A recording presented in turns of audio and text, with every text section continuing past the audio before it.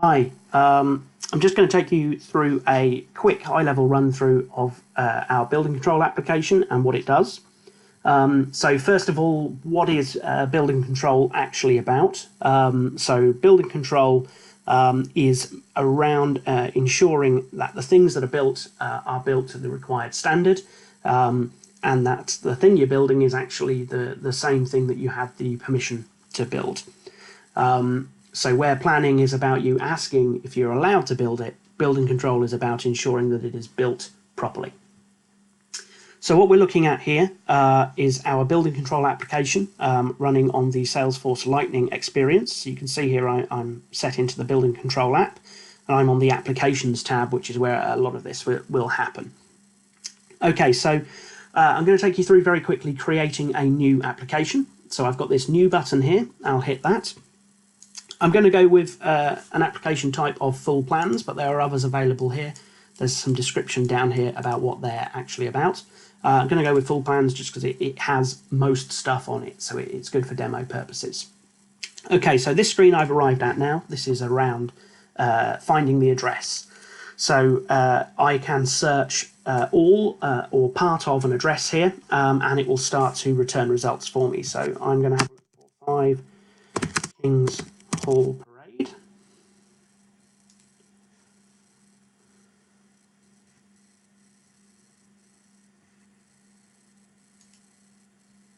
Sorry, just a little bit slow in this testing environment.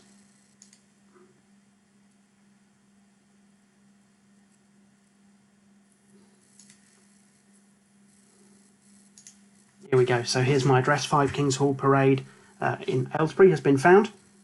What I can also do, just for demo purposes, it's HP2260X as the postcode there. So I can also do a wider search. So now that's returned everything with that postcode. So I've got 7 results down here. I could have many more than that, and I can use this now to start filtering down to find the address that I want. Now, when I select the address I want, we get a map that zooms in on it, and some detail here of any previous applications on that address. So I'm going to hit continue now and move on to the next step. So this next one is about assigning officers and contacts to this application. So what that means is we have this section up here for BC officer. So quite simply, I'm going to choose the building control officer that we're going to ask to look after this case. I'm going to choose myself here. And then contact look up here. This is where I'm going to find the people from the database that are associated with this application. So I have a chap I've created called applicant.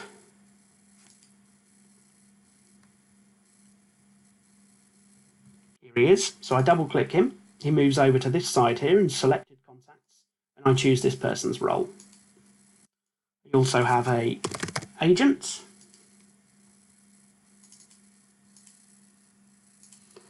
And I believe I've got a Bob the Builder. I do. There we go. So I've set the 3 main roles. As you can see here, there are others available if I needed to. I've set the 3 main roles there. I'm going to hit continue.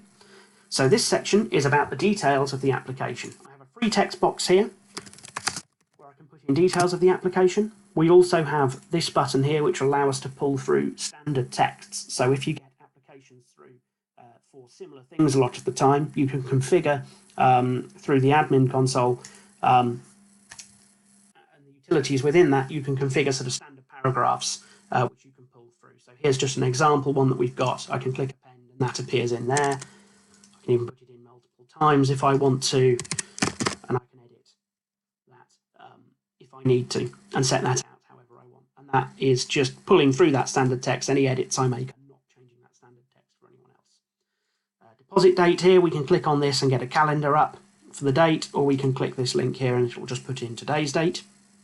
Other options here to put in. Now, I should say the little red bar next to deposit date here is showing that that is a required field. I won't be able to continue from this page without putting something in there. Whereas these other fields, these are optional. So if I've got this information now, I can put it in. Alternatively, I can just leave them blank and continue.